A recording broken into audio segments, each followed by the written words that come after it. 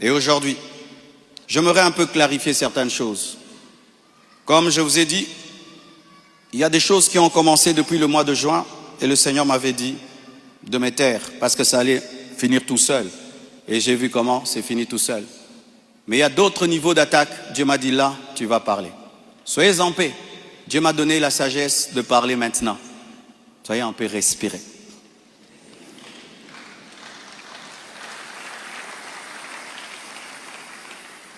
Désormais, lorsque j'aurai des choses très importantes et pertinentes, j'écrirai et puis je lirai. Amen. Comme ça, je reste vraiment dans ce que je devais dire et ce que Dieu m'a demandé de dire. Shalom, bien-aimé. Et j'aimerais que ça passe en ligne. Comme le combat est sur Internet, la réponse est sur Internet également.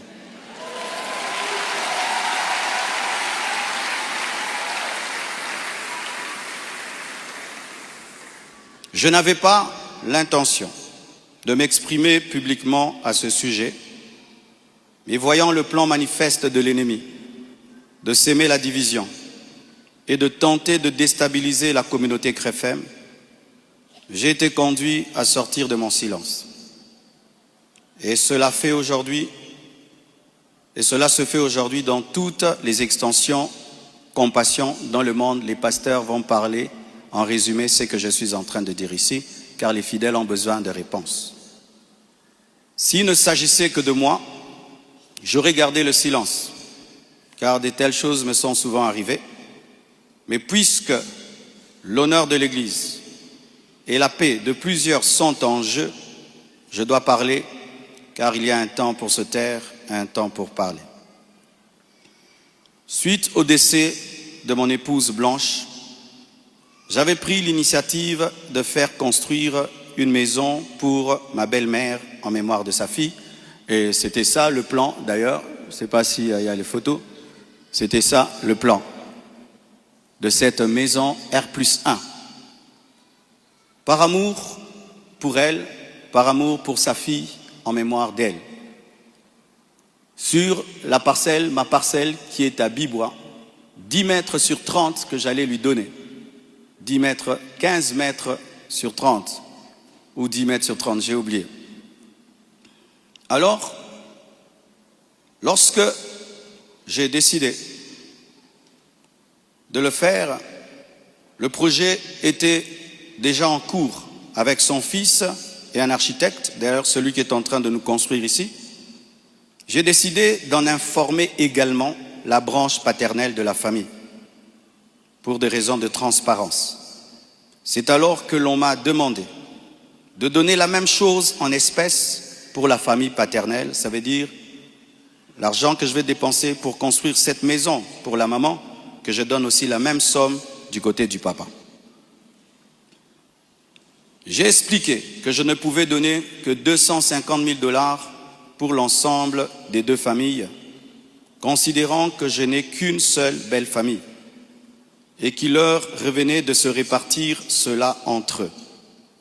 Mais à ma grande surprise, on m'a dit que la maison était considérée comme un cadeau que Blanche avait promis un jour et qu'elle ne comptait pas donc dans l'héritage. Ils exigeaient donc une somme supplémentaire pour atteindre un total de 800 000 $. Par ailleurs, certains membres de leur famille ont contesté ma désignation légale comme liquidateur de mes propres biens, réclamant que ce rôle soit attribué à ma belle-mère. Ce que j'ai catégoriquement refusé, car cela ne respecte ni le droit ni l'équilibre. Comment je peux être vivant et c'est quelqu'un d'autre qui va liquider mes biens? Ils m'ont également reproché d'avoir exprimé pendant le deuil ma volonté de ne plus me remarier, une déclaration faite sous le choc et la douleur, car lorsqu'on pleure, on dit des choses, en prétendant que j'avais menti parce que j'ai finalement choisi de reconstruire ma vie. L'un d'eux m'a même dit que je devais rester veuf jusqu'à ce qu'ils reçoivent leur héritage. 2 réunions ont eu lieu entre moi et une partie de ma belle famille. Malheureusement, aucun accord n'a pu être trouvé. Ils m'ont officiellement réclamé 800 000 $ au travers de mes avocats, tandis que j'avais proposé 250 000 $ à l'amiable, par amour, par respect et pour honorer la mémoire de Blanche. Cela alors même que dans ma famille Tounassi, les biens sont toujours laissés à 100% aux orphelins, car c'est là notre coutume, nous ne dérangeons jamais les veuves ni les veufs, tout est donné aux orphelins. Suite à cette impasse, nous avons lancé un inventaire légal de mes biens, conformément au code de la famille en RDC, dans le cadre d'un régime de communauté de biens avec 4 héritiers. À ce jour, leur part est estimée à moins de 150 000 $, car certains biens que nous avons, certains ont été mis totalement au nom des enfants, et nous, on n'est que des représentants, mais ce n'est pas à nous. Et d'autres biens ont été donnés à l'orphelinat. On a vendu notre parcelle de Limété à l'orphelinat à un prix cadeau. Donc, c'est 150 000 $, donc inférieur à ce que j'avais volontairement proposé. Les calculs d'ailleurs sont en cours jusqu'à aujourd'hui parce qu'ils considèrent que ce n'est pas le bon chiffre. Mais alors que les discussions entre avocats étaient en cours et que j'étais en voyage, certains ont choisi la voie de la diffamation publique. Leur objectif, me nuire personnellement et anéantir le ministère. Ils me l'ont dit clairement, que nous allons détruire ton ministère, nous allons détruire ta réputation, nous allons détruire l'Église. Récemment, un numéro anonyme d'Afrique du Sud m'a confirmé ce plan. La personne a affirmé détenir plusieurs enregistrements vocaux dans lesquels Blanche était en train de se confier à sa maman. Et un jour, je parlerai de tout ça, mais pas maintenant. J'en parlerai dans 1 mois, 6 mois. Un jour, je parlerai de tout ça. Ces paroles arrachées de leur contexte et de leur timing, me faisant passer pour un mauvais mari, notre couple pour un couple détruit, alors que la plupart d'entre vous ici, vous savez combien nous nous aimions, mais dans chaque couple, il y a des temps, des fois, des petites frictions, comme dans tous vos couples, et en 18 ans, jamais nous n'avons parlé de divorce, je ne l'ai jamais frappé, je ne l'ai jamais insulté, je ne l'ai jamais tapé. Après 18 ans de mariage, je lui ai redemandé en mariage. Je suis allé prêcher dans l'église de mon fils Olivier, au Botswana. Tout ce qu'il m'a donné pour me bénir, je lui ai acheté une bague en diamant et je lui ai redemandé en mariage. Elle avait même témoigné dans une émission ici. Quand vous voyez ces dernières vidéos, cette femme était heureuse, était épanouie. Aujourd'hui, on veut changer toute cette belle histoire en un couple détruit. C'est totalement faux. Ceux qui veulent me croire, croiront. Ceux qui ne veulent pas, ne croiront pas. Mais je sais qui je suis devant Dieu et comment j'ai fait de tout mon mieux pour que cette femme ne manque de rien et de rien et de rien. Je ne sais pas si un jour Oracle pourra m'appeler et je l'enregistrerai pour un jour sortir ces enregistrements. Des fois, je me pense être dans un film. Il m'a aussi été reproché faussement qu'Esther venait déjà à Kinshasa du vivant de Blanche, ce qui est faux. Vous pouvez aller à la DGM, c'est seulement le mercredi. Elle est venue quand? Mercredi qu'elle est venue. Et d'ailleurs, quand elle est arrivée à l'aéroport, la DGM devait l'amener parce que c'était sa première fois. Je l'ai rencontrée après le départ de Blanche au travers d'un ami. Avant cela, je ne la connaissais pas. On ne se connaissait pas. Et on dit que j'allais souvent au Canada plus de 10 fois. De toute ma vie, je suis allé au Canada que 2 fois, pendant que Blanche était vivante. Et après, j'ai voulu aller, je n'ai pas eu le visa. Ceux qui font mes démarches de visa du Canada sont là. Je ne suis même pas allé 3 fois au Canada dans ma vie. Et ce qui est pire, On dit que j'ai pris ces biens, ces sacs, c'est plutôt ces habits, j'ai mis dans des sacs poubelles pour donner à la belle famille. Est-ce que toi, tu gardes tes habits dans des sacs poubelles pour que moi j'ai des sacs poubelles à mettre des vêtements? On a mis ces habits dans des valises et dans des gros sacs parce qu'il y en avait beaucoup. Quand ils sont venus prendre les habits, ils ont cru qu'il y en aurait quelques-uns. Il n'y avait pas assez de place dans leur voiture. J'ai dû leur prêter même un bus pour amener les habits. Il y avait au moins 4 grandes valises et des grands sacs. Les sacs là qu'on utilise quand on a trop de vêtements. Mais ce ne sont pas des sacs poubelles. Plus de 6, si j'ai oublié. J'ai même la photo, je compte parce qu'il faut être précis. C'est ça, 4 valises et 1, 2, 3, 4, 5, 6 grands sacs. Et si certains doutent, je vais vous envoyer tout ça au président des départements. Vous aurez ces photos. Tout ça, pourquoi?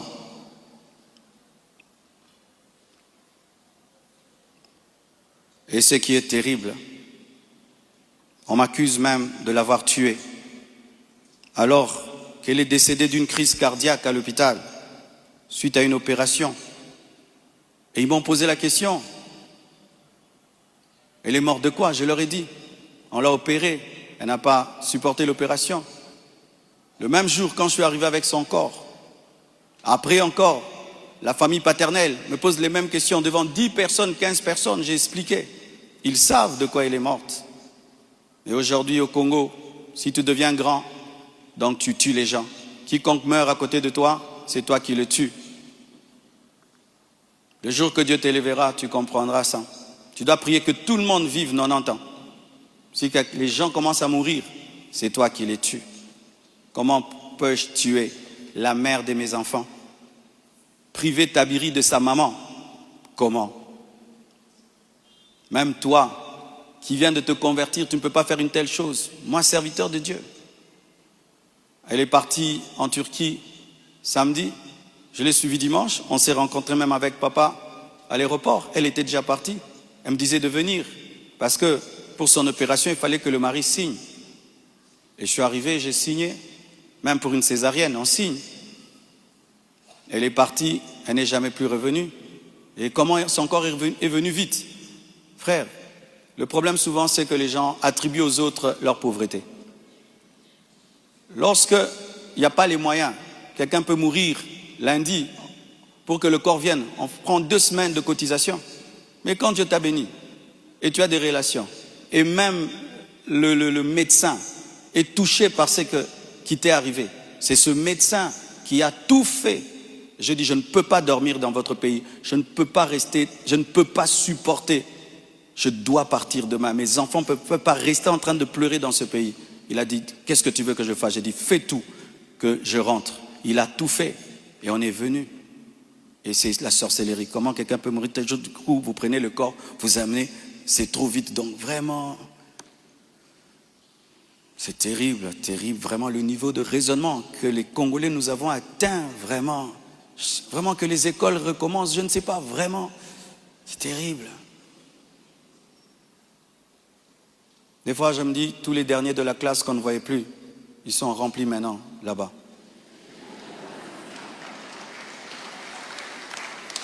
Et vous savez, le dernier de la classe, le professeur donne un cours de 2 heures du temps, et puis il a 1 sur 10. Le premier de la classe, il comprend, tout il a 10 sur 10. Tu te dis, comment tu ne comprenais pas? C'est ça, maintenant, on a des cerveaux des derniers de la classe en RDC. Dis à ton voisin, même ce que tu es en train de comprendre, ce que le pasteur dit. Il faut vérifier, hein. Peut-être tu as un dernier de la classe à côté de toi.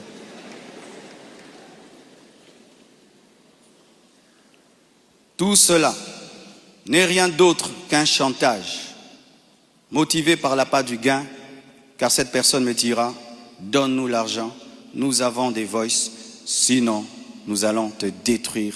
Tout ça, c'est un chantage motivé par l'appât du gain. Pourtant, malgré tout, j'étais disposé, je suis disposé à donner 250 000 $ par respect pour Blanche et pour sa famille et pour la paix. Mais je ne peux pas accepter l'injustice d'une exigence démesurée de 800 000 $.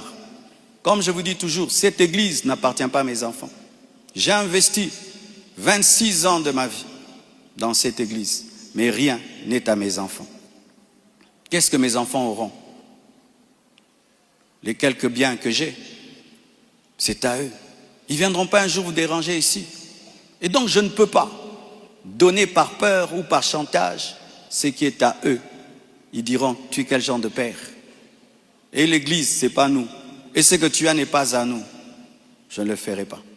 C'est pourquoi j'aimerais dire aux veuves et aux veufs, ne vous laissez pas dépouiller. Ne vous laissez pas dépouiller. Ne vous laissez pas dépouiller. Ce que je prêche, je le vis.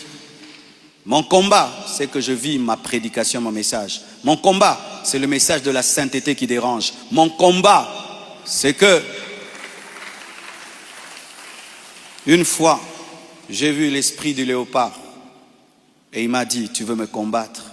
Ce pays est tenu par un esprit de léopard, un esprit méchant. Regardez comment nous sommes devenus méchants. Regardez comment nous sommes devenus méchants, mes frères. Cette méchanceté démoniaque satanique. Et quand j'ai vu cet esprit, vous avez vu tout ce qu'on a connu. C'est pourquoi, pour finir,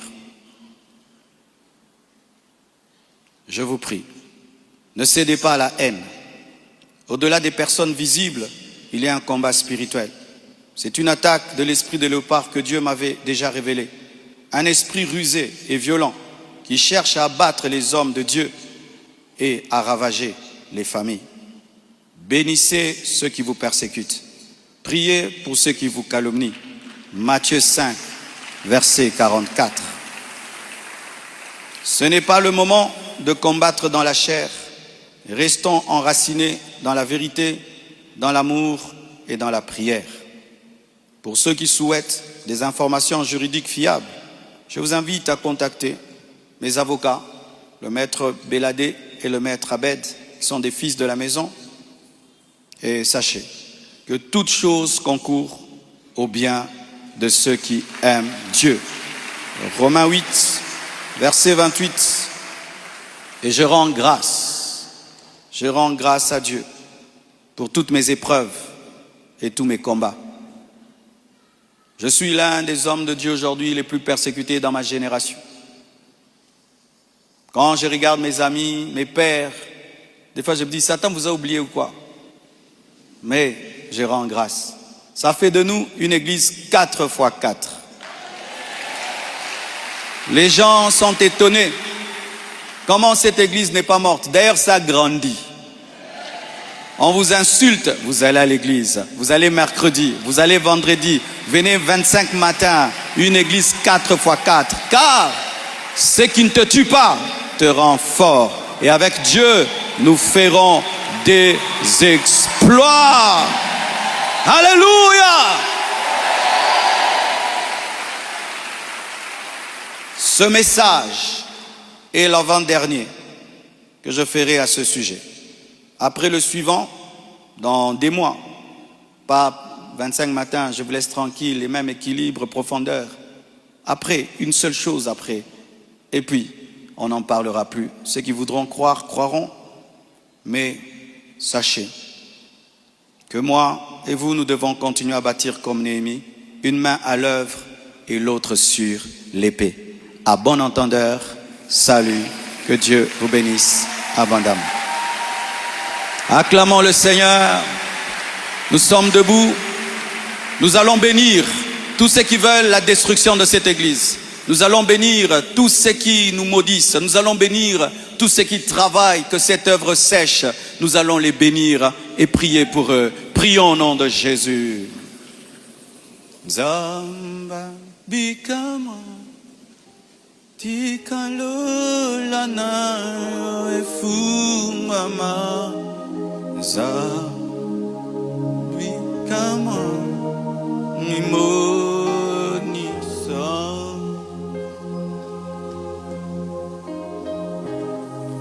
zamba bikama tikalo lana yo efu